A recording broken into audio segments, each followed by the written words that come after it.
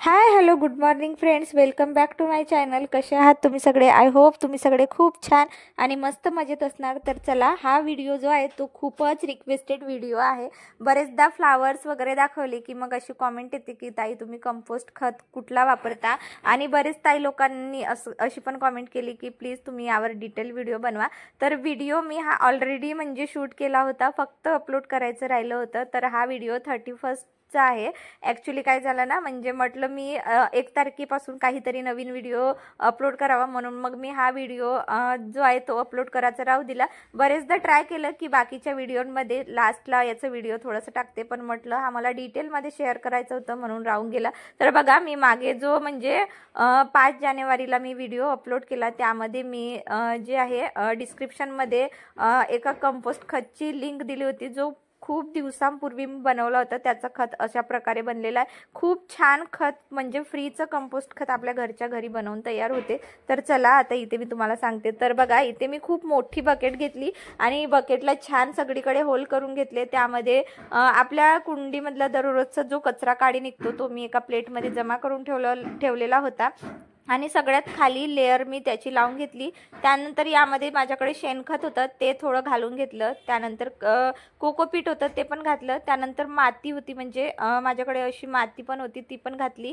त्यानंतर इथे थोडा जो आहे वेस्ट, किचन वेस्ट होतं, ते इथे घालून घेतलं. त्यानंतर इथे अर्धा चमच हळद घातली. आणि बघा, भाजीचं वगैरे असलं तर असं खूप छान बारीक बारीक करून घालायचं, म्हणजे त्या कंपोस्ट खत प्रोसेसिंगला म्हणजे खूप जास्त टाईम लागणार नाही. खूप लवकर आपला खत जो आहे तो बनून तयार होते. तर बघा, अशा प्रकारे मी जेवढं म्हणजे वेस्टेज असते, बनाना पील आपले भाजीचं बरेच, म्हणजे आता हिवाळ्याचं तर खूप भाजीचं निघतेच आपलं वेस्ट म्हणून. तर बघा, मी अशा प्रकारे गोळा करून ठेवते आणि असं मग मी असं बारीक बारीक छान कट करून घेते. आणि लेअरनुसार मी असं म्हणजे कंपोस्ट घरीच बनवत असते. आणि खरंच खूप फ्री ऑफ कॉस्ट आहे, अगदी म्हणजे कमी वेळात. आणि आपल्या म्हणजे फ्रीचं कंपोस्ट आपल्या घरच्या घरी बनते, जो आपल्या झाडांसाठी खूपच हेल्दी असतो, खूप छान असतो झाडांच्या ग्रोथसाठी. तर मी म्हणजे गेल्या 5 ते 6 महिन्यापूर्वी पासूनच मी कंपोस्ट खत घरी तयार करायचं म्हणजे करते. आणि घरचंच कंपोस्ट खत देते मी शक्यतो. बाय चान्स जर मला वाटलं तर मग मी ते जिओ मॅन्युअर म्हणून खत आहे, ते पण मी तिथे म्हणजे झाडांना जे आहे ते देत असते. सो बघा, माझ्याकडे ऑरेंज होते, तर ते थोडे आमसूर झालेले होते, म्हणून म्हटलं की फेकून देण्यापेक्षा जर आपल्याला असं घरच्या घरी जर खूप म्हणजे महागडा जर वस्तू जर घरच्या घरी बनत असेल, फ्रीमध्ये बनत असेल, तर का नाही मग याचं यूज करून घ्यायचं. तर बघा, अशा प्रकारे जितकं वेस्टेज होतं तितकं मी सगळं असं घालून घेतलं. आणि कंपोस्ट खत तयार करण्यासाठी 7-8 दिवसाचा जो आहे वेळ लागत असतो. तर बघा, अशा प्रकारे किचन वेस्ट जो आहे तो असं गोळा करून टाकत जाते. त्यानंतर मी एक एक अशी लेअर लावत जाते. एक लेअर कोकोपीट, एक लेअर शेणखत आणि एक मातीची लेअर. असं लेअर लावून जे आहे ते मी म्हणजे असं खत प्रोसेसिंगवर ठेवत असते. तुम्ही इथे कार्डबोर्डचे तुकडे आणि वूडसुद्धा तुम्ही यूज करू शकता.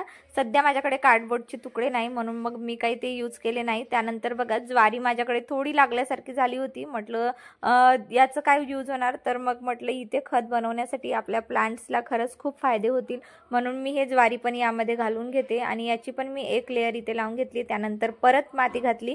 तुमच्याकडे जर लिंबाची पाने असतात, लिंबाची पाण्याची म्हणजे पावडर किंवा पाने आपण यामध्ये घालून म्हणजे प्रोसेसिंगवर ठेवू शकतो. त्यानंतर इथे मी परत 1 चम्मच हळद घातला. हळद यासाठी घातलेला आहे म्हणजे अँटीसेप्टिक म्हणून मी इथे हळद घातला. ज्यामुळे बघा, इथे मी थोडा न्यूजपेपर असतो ना, त्याचे पण तुकडे इथे घालून घेतले.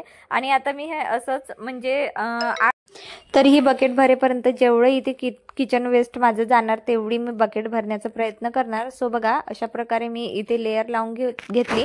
आणि आता मी हा पूर्ण एका साईडला असं झाकून ठेवून देते. तर बघा, जो ऑलरेडी माझं खत तयार झालेलं आहे, तो कशा प्रकारे खत झाडांना द्यायचं ते पण मी तुम्हाला इथे सांगून देते.